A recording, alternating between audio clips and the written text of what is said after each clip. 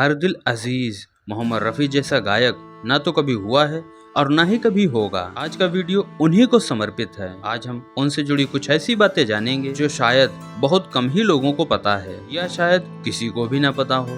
तो शुरू करते हैं। मोहम्मद रफ़ी को बचपन में उनके घर वाले फीको कहकर बुलाते थे। इन्होंने 10 साल की उम्र से ही संगीत की शिक्षा लेना शुरू कर दिया था। इनके संगीत शिक्षक में हिंदू शिक्षक भी थे जिनका नाम था पंडित जीवन लाल। इन्होंने अपना पूरा जीवन संगीत को समर्पित कर दिया। 13 साल की उम्र में पहला स्टेज शो किया जिसमें के.एल. सहगल ने उनकी तारीफ करी थी। के.एल. सहगल को रफ़ी साहब अपना आइडियल मानते थे। इनको पहली बार पंजाबी फिल्म गुलबलोच में गाने का मौका मिला। उसके बाद कुछ दिन रेडियो में काम किया। फिर उन्होंने मुंबई का रुख किया। हिंदी फिल्म के लिए उन्होंने पहली बार गांव की गोरी फिल्म में गाया था। रफ़ी साहब ने हर मूड के गीत गाए हैं। इसके अलावा क्लासिकल, भजन, कव्वाली, गजल और रोमानी गाने भी गाए हैं। रफ़ी साहब ने लगभग 8000 गाने गाए हैं। सिर्फ हिंदी ही नहीं, भोजपुरी, कोंकणी, पंजाबी, गुजराती, मराठी, उड़िया, बंगाली, सिंधी, कन्नड़, तेलुगु, मगही, मैथिली, उर्दू, अंग्रेजी, फारसी, अरबी और डच जैसी भाषाओं में भी गाने गाए हैं। रफ़ी साहब के गाने का मेहनताना फिक्स नहीं था। संगीतकार जो भी देता था वो ले लेते थे।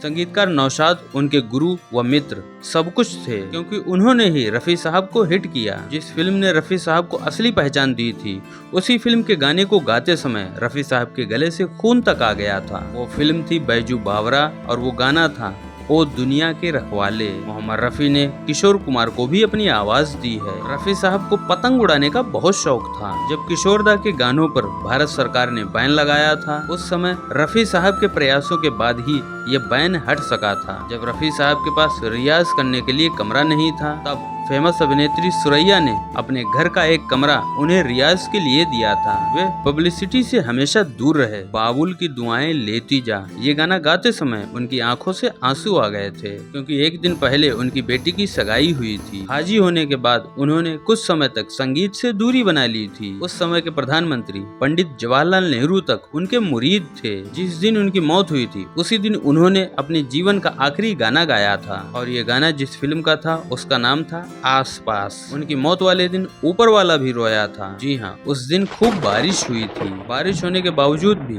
लगभग 1 लाख लोग उनके अंतिम संस्कार में उनके साथ थे। उम्मीद करता हूँ वीडियो आपको पसंद आया होगा। आप फिल्म इंडियन पर भानु को सुन रहे थे। धन्यवाद।